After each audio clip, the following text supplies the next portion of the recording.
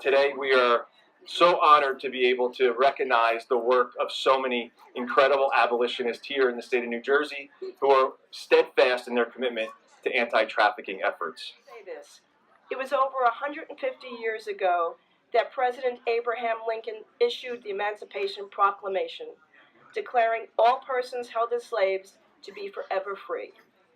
Unfortunately, today, modern-day slavery not only still exists, but it's now a $150 billion industry affecting 25 million men and women and children around the world. We know that we have women and women of color who really get entrenched in this system, and the news doesn't talk about it enough, we don't talk about it enough, and we don't advocate about it enough. But it's unfortunate to say, but I'm sure each one of us in our counties or in our districts can point to an incident that captured major headlines, which means that if one gets uncovered, we know that there are thousands more that go unnoticed. We in the legislature are continuing to move some of the legislation.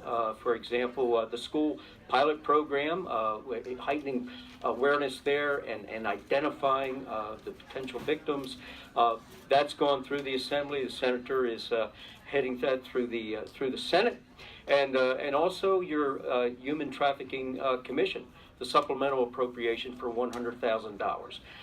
We are going to give you the resources that you need to continue to make a difference and a positive change in the state of New Jersey. Appreciate the recognition. I thank you, and I am humbled by it.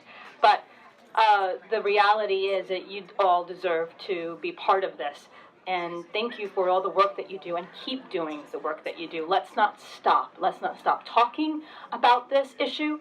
It is an epidemic around the world, and we need to make sure that it gets eradicated and eliminated. So let's continue the work. Because your advocacy, whether it's the locker slams, that's the next new generation of ways to communicate with students who may not know this issue firsthand, but then when they start to better understand it, they can start to talk to their peers.